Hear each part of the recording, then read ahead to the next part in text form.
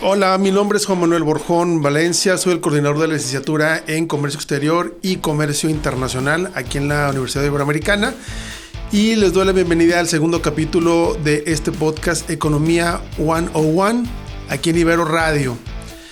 Hoy tenemos un tema sumamente interesante desde nuestra perspectiva como mexicanos y es que vamos a analizar el Plan México presentado por la presidenta Claudia Sheinbaum el pasado mes de enero. ¿Por qué el tema? Porque es importante conocer los principales objetivos planteados en materia económica que están en este plan, que de alguna manera viene siendo como la estrategia y planeación del actual gobierno en la actividad económica de este país. Para esto tenemos con nosotros a dos expertos en el tema, relacionados con economía y la infraestructura energética. Y primero me gustaría dar la bienvenida a la doctora Albania Aguilera Fernández. Ella es profesora e investigadora en la Facultad de Economía y Mercadotecnia de la Universidad Autónoma de Coahuila, así como profesora de asignatura de nuestra universidad en materias relacionadas con economía, en la carrera de Comercio Exterior y en algunas otras, y que también pueden ser optativas para algunas otras carreras de aquí de la Ibero. Albania, bienvenida, muchas gracias por estar. Al contrario, Juan Manuel, muchas gracias. Le agradezco la invitación a este espacio y los saludo con mucho gusto a ti, al doctor Agustín y a todos los que nos escuchan. Gracias. Bueno, pues ya Albani ya introdujo al doctor Agustín González Grant, ¿sí? Actualmente es consultor independiente y también es representante de la Red de Energías Renovables de la Laguna AC. También es profesor, obviamente, de nuestra universidad, también en la carrera de Comercio Exterior, próximamente también Comercio Internacional. Bienvenido, doctor.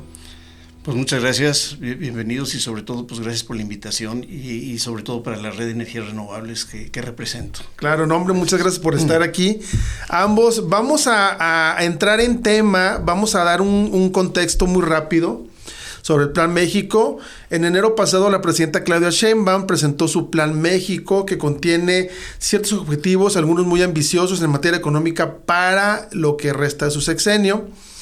Algunos de estos objetivos principales son que la economía mexicana esté entre las 10 más grandes del planeta, establecer cadenas de proveedores nacionales, la creación de 1.5 millones de empleos en sectores estratégicos y estar entre los 5 países más visitados en materia turística.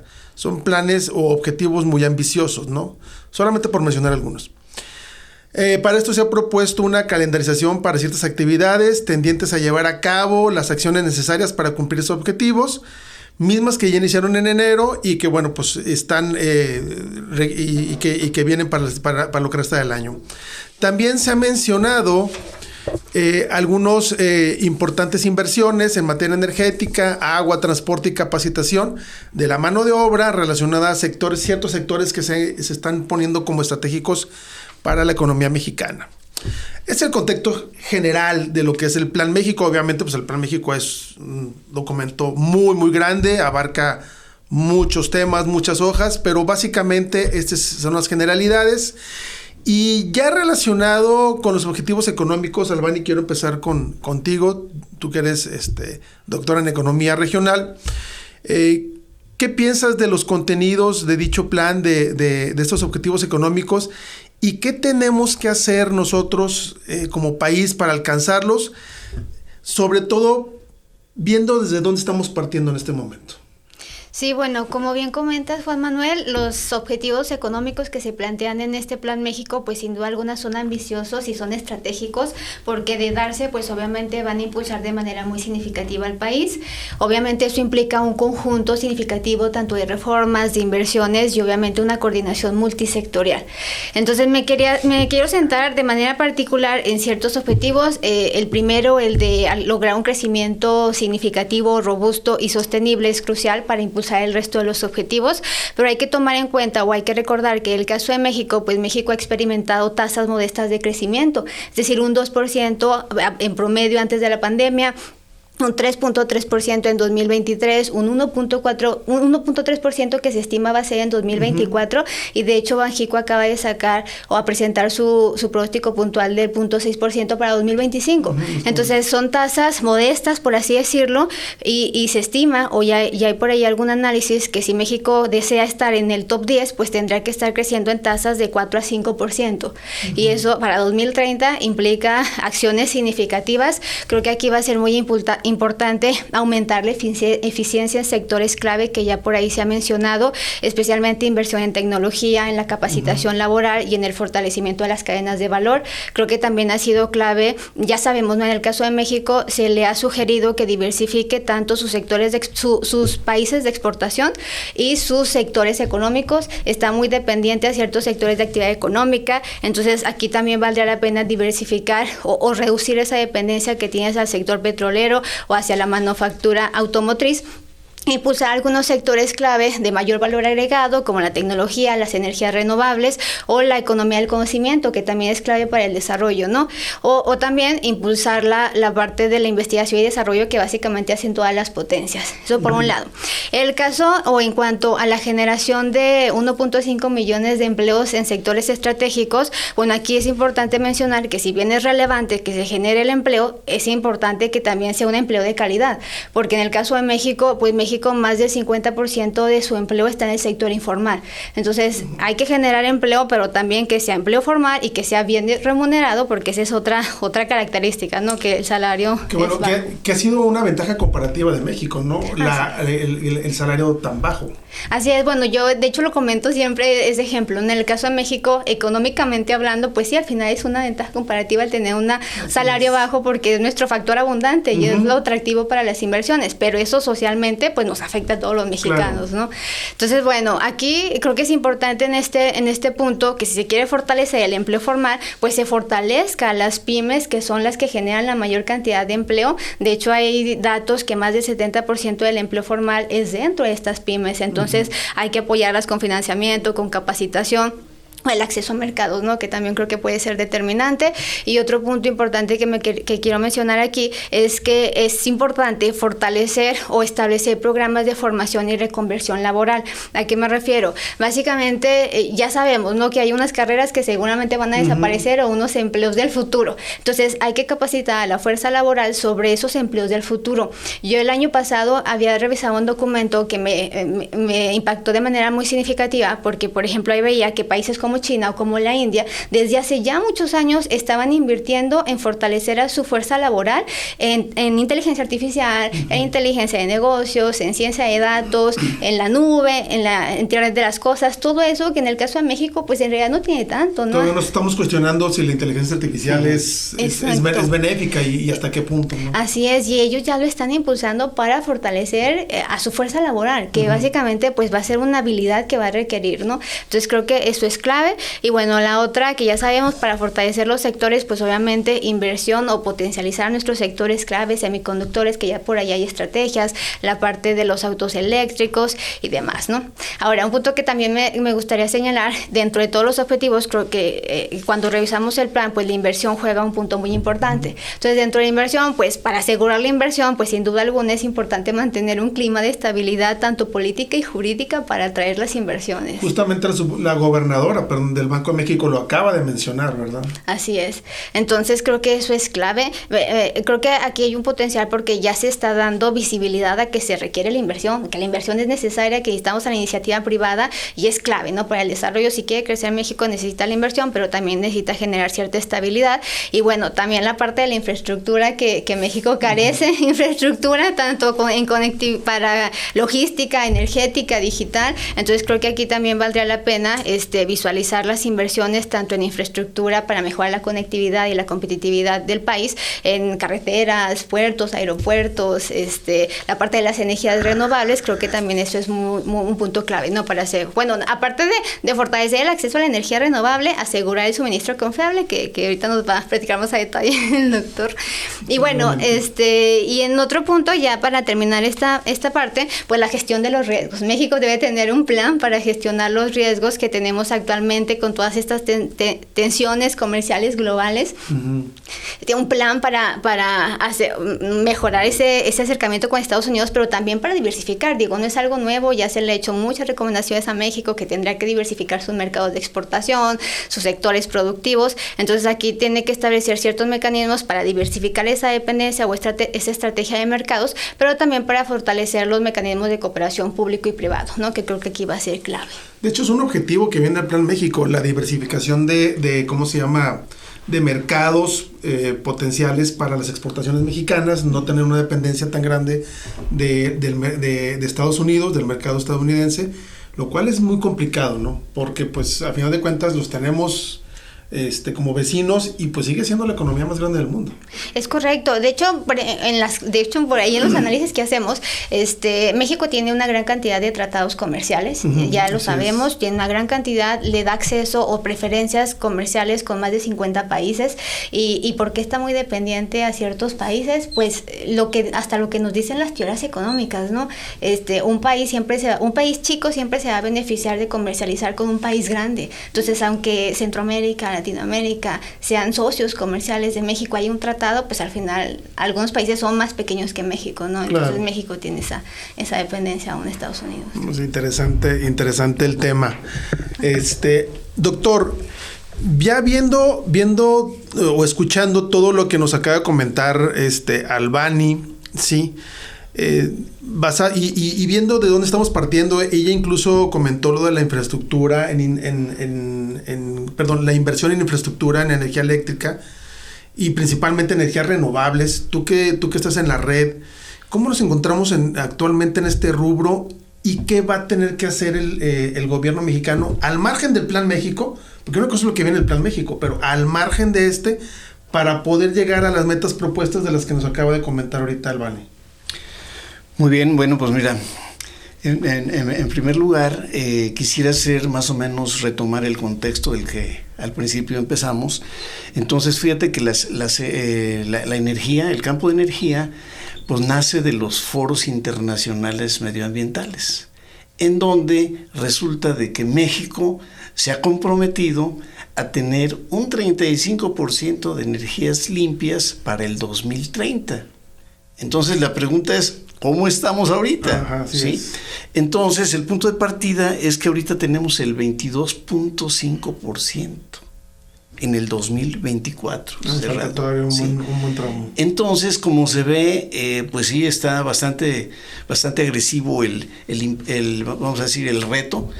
Y entonces, afortunadamente ya publicaron, ahorita el 5 de febrero, pues más o menos cuál va a ser el plan energético de aquí al 2030, ¿sí? Entonces, pues olvídense, en la red y en todos lados está uno con lupa viendo. ¿Por qué? Porque precisamente es el detonador de todas de toda la industria y toda la economía nacional y extranjera, ¿sí?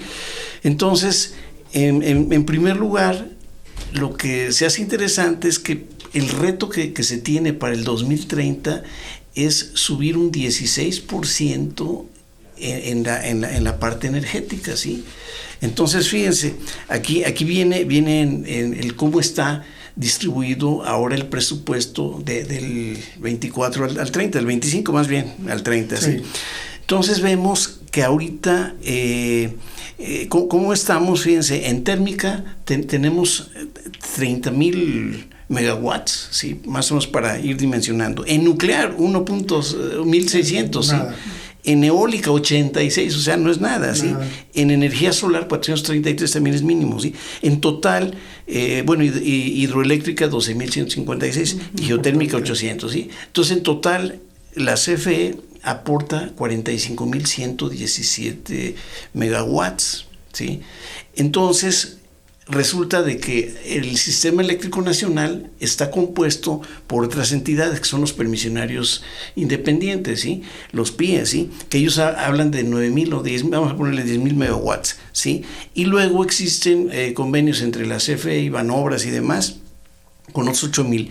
Y los privados, estamos hablando de un promedio de casi 30,000 megawatts, ¿sí? Con todo esto, la CFE sigue teniendo el 54%, o sea, no hay problema. Pero entonces aquí es en donde viene el detalle, ¿sí? O sea, cómo vamos a movernos para subir en eso, ¿sí?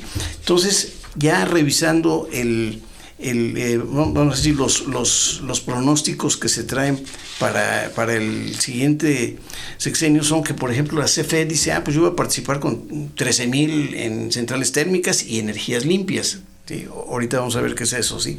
Luego vamos a hacer sinergia con Pemex, CFE y Pemex, con cogeneración, ¿sí? Aquí ahorita tomamos ese tema, ¿sí? Y luego ya las empresas privadas dice, que es algo que me pareció súper interesante, ¿sí? O sea, más o menos está dando un tamaño de 6,400 megawatts, o sea, que es oportunidad de participación de la industria privada, ¿sí? Entonces, con eso, dice, voy a llegar al 38%, pero entonces al principio yo les decía de que estamos en 22.5, ¿sí? Entonces, sumando todo esto, ¿sí? Llegaríamos, fíjense, al 33.9 con renovables exclusivamente. Pero entonces aquí hacen un arte de magia, ¿sí? En que dicen, pero ¿sabes qué? Vamos a meter limpias un 4.3% para tener en total el 37.8%, ¿sí? Pero entonces aquí viene la pregunta, oye, ¿qué es la cogeneración? Claro. En el ciclo combinado se maneja, por ejemplo, gas natural, que es un combustible fósil, ¿sí? Sin embargo, muy eficiente y efectivo, tiene una alta productividad. Y no tan contaminante. Y no tan contaminante. Entonces, en el primer ciclo se quema ese gas natural y térmicamente calienta vapor de agua, ¿sí? Entonces, el segundo ciclo es con vapor. Entonces, ese vapor que es de cogeneración le llama energía limpia, ¿sí?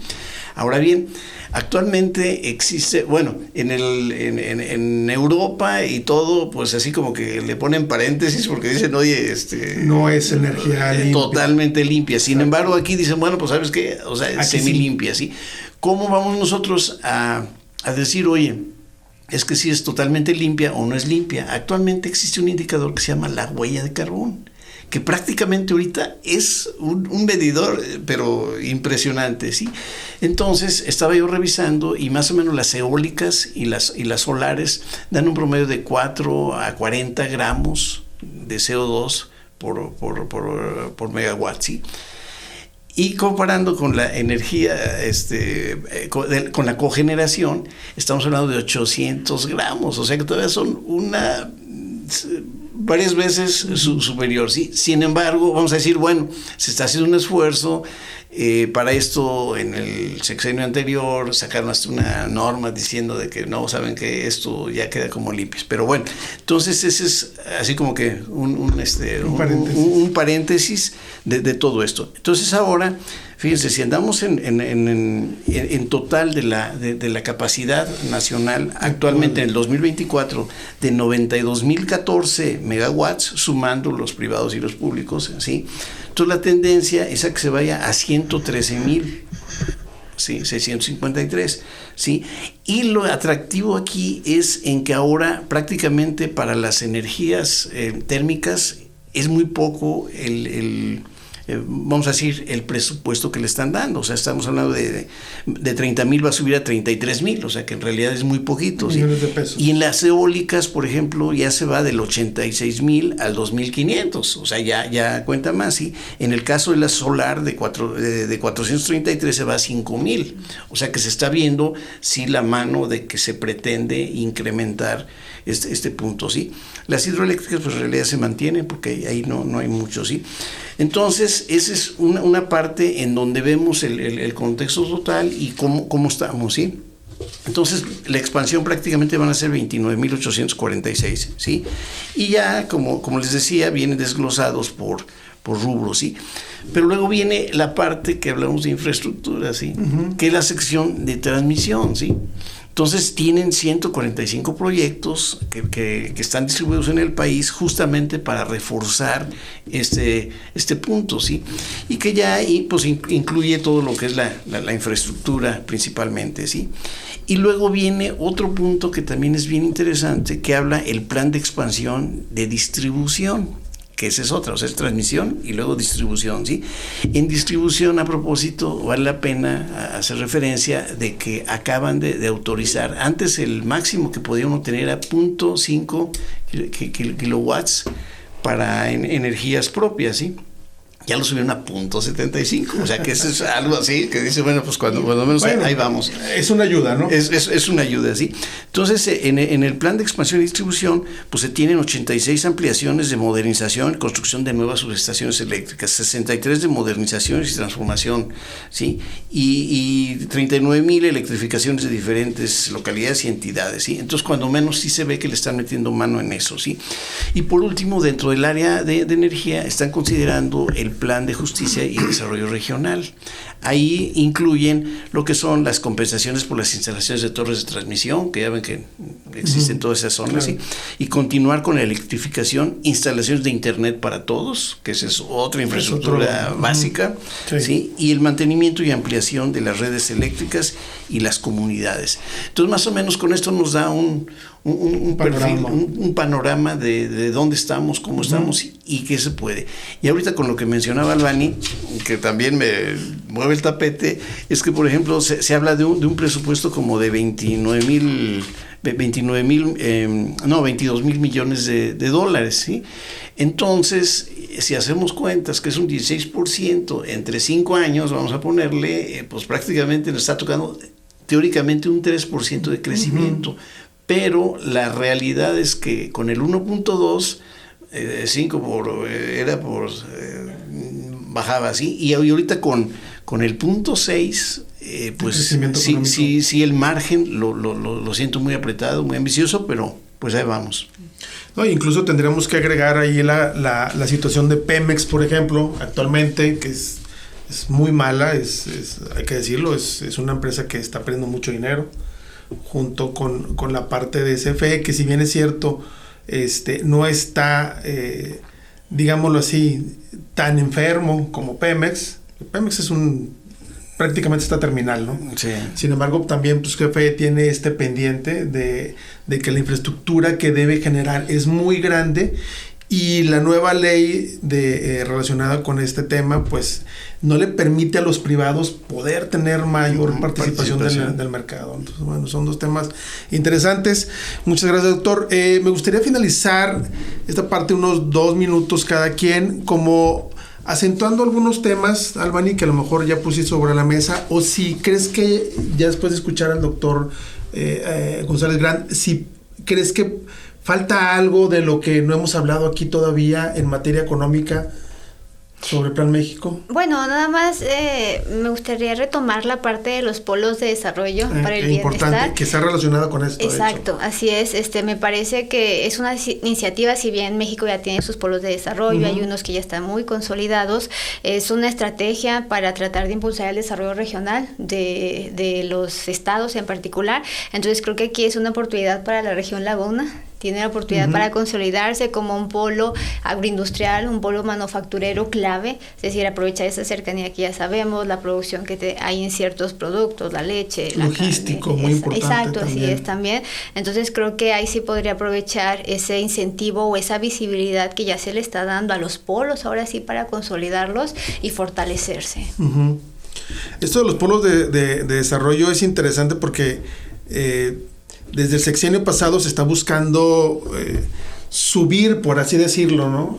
Al sur mexicano, al sur del país, en cuanto a su nivel económico, cosa que no se ha podido, y creo que sería un tema bien interesante para otro programa, otro capítulo, por ejemplo, cómo hacer que el sur de México pueda tener los niveles de desarrollo económico y de PIB per cápita, de ingresos, que tenemos en otras regiones del país, como el norte, por ejemplo, ¿no? Donde tenemos pues claramente un nivel de desarrollo y un PIB per cápita mucho más alto que en el sur. Así es un tema muy muy interesante y algo que se ha debatido en muchos gobiernos, de muchos sexenios. Yo me acuerdo que desde Peña Nieto se establecieron las zonas económicas especiales para el sur del país, con la intención de que se incentivara la inversión en esa región. Hubo un plan desarrollado también, luego se cancelaron, pero bueno, creo que aquí valdría la pena aprovechar su vocación productiva que tienen, más allá de la parte agrícola, hay que aprovechar para darle un mayor mayor valor agregado, que es lo que se busca, ¿no? Si se quiere crecer, pues es manufactura de alto valor agregado. Entonces creo que se puede aprovechar las vocaciones productivas, pero sí es un tema que tiene varias cuestiones para comentar. Muy, muy interesante ese tema de los polos de desarrollo. Doctor, ¿algo más que quisieras agregar? Fíjate que la doctora mencionó dentro de su introducción la parte de los vehículos eléctricos y los semiconductores. Exacto. ¿Cómo se llama el...? Entonces, el OnLínea, que es un vehículo compacto que está vamos a decir, en proceso. Teóricamente, antes del Mundial debe estar trabajando, pero los retos que tiene es que es 100% mexicano, ¿sí? Entonces, curiosamente, he investigado algo, ¿verdad? Y quieren que sea de ion litio, ¿sí? Entonces, el ion litio, no tenemos litio todavía en México. Entonces, teóricamente, el litio que existe en Sonora tratan de integrarlo, ¿sí? Entonces, pues así como que se ve bastante complicado. Están hablando de costo de 90,000, de 90 a 120,000 pesos, a 150,000 pesos, ¿sí? Y entonces, pues, es muy agresivo. Les digo que yo tengo experiencia en la parte de manufactura de vehículos eléctricos, ¿no? Inclusive tengo patente en almacenamiento de energía. Pero aquí viene que, por decir algo, otro detalle de este OnLínea, el presupuesto que hay es de 25 millones de pesos. Sí, es muy bajo, sí. Entonces, yo hacía comparación con la prueba que hicimos en el 2001 de un vehículo eléctrico, etcétera. Estamos hablando de $30,000, pero nada más para la pura demostración, ¿sí? Sin incluir nada, ¿sí? O sea, sin incluir vehículo, ni accesorios, ni batería, ¿sí? Y la batería es lo más caro que existe. Claro. Entonces, pues sí es bastante retador. Y es un proyecto, pues teóricamente ahí va en camino. Y la otra, la parte de semiconductores, o sea, los semiconductores, inclusive aquí en la comarca lagunera, ya en el TEC de la Laguna ya existe la carrera de semiconductores, ¿sí? Y nada más que el enfoque que le dan, decía un conocido, dice, oye, es que como que le están dando el enfoque electrónico, ¿sí? Entonces, aquí lo que pretenden, sí le están metiendo $10,000 millones, ahí sí va más amplio, ¿sí? Lo están canalizando a través de universidades, que también es lo que tratan de empujar, y hablando del Politécnico y el Instituto Tecnológico de México, ¿sí? A los que les están dando el impulso. Y pretende ser un centro de investigación en semiconductores. Entonces, pues el semiconductor es una cosa fundamental, por ejemplo, para las energías renovables. Claro. En la parte de energía solar, tan solo la captación solar con paneles solares, ¿sí? Es de un 12%. Manejando semiconductores se puede llegar hasta el 60%, ¿sí? O sea, imagínense, es una cosa grandísima. Ahorita ya más o menos anda como en el 23% en algunas modificaciones, y es dopado, o sea, con tierras raras y con semiconductores, etcétera, ¿sí? Entonces, pues para nosotros es muy importante el que haya ese desarrollo justo para integrarlo, ¿sí? Yo desde hace como 10 años venía yo predicando eso dentro del CONACYT, etcétera, de que, oigan, hay que impulsarlo. Sin embargo, pues no había, pero ahorita afortunadamente ya hay cuando menos el banderazo, y pues creo que son temas de mucho interés. Sí, yo creo que es parte también de la capacitación, de lo que se pretende. Se habla ahí en el Plan México de 150,000 personas capacitadas cada año, técnico, en cuestiones técnicas relacionadas con sectores estratégicos, ¿verdad? Y ciertamente los semiconductores es un sector al cual la doctora Sheinbaum le está apostando bastante. Interesante, doctor, muchas gracias. Bueno, pues creo que estamos de acuerdo en que el Plan México es un plan muy ambicioso. Creo que se tenía que plantear, porque la situación de México es complicada. Siempre en las materias o en los temas donde hablamos sobre planeación estratégica, siempre planteamos que debe haber objetivos ambiciosos, agresivos, pero también que se puedan cumplir. Claro. Y ciertamente hay algunos de estos objetivos que se ven muy complicados de que se puedan cumplir, ¿no? Pero bueno, ahí están. Creo que era importante que nuestros estudiantes y el público en general conocieran de primera mano, por expertos en el tema, un poquito más sobre el Plan México. Les agradezco mucho que hayan venido. Invitamos a las personas para que vean y comenten sobre este tema en este segundo capítulo del podcast, y que sigan pendientes de los siguientes episodios. Por cierto, la siguiente semana el siguiente capítulo, estará con nosotros el licenciado Antonio Hernández González, que es el director general de la Dirección de Desarrollo Económico de Torreón. Va a estar aquí con nosotros en el siguiente episodio. Va a traer algunos temas que son de interés, pues, para todos los que vivimos en esta ciudad. Y pues agradecemos a Albany, a la doctora Albany Aguilera, bueno, Albany porque pues tenemos ya algún tiempo conocernos, sí. Y pues aquí convivimos, igual al doctor Agustín González Grant, por su intervención en este episodio. Muchas gracias, Albany. Al contrario, muchas gracias, Juan Manuel, y un saludo a todos. Gracias, doctor. Muchas gracias, Juan Manuel y Albany, aquí por compartir, y saludo para todos. Gracias, y pues esperemos también volver a vernos en otro episodio más adelante, ¿verdad? Agradecemos también a nuestro productor, el buen José Luis Hernández Josefo, el que también estuvo en los controles, y nos vemos hasta la próxima. Gracias.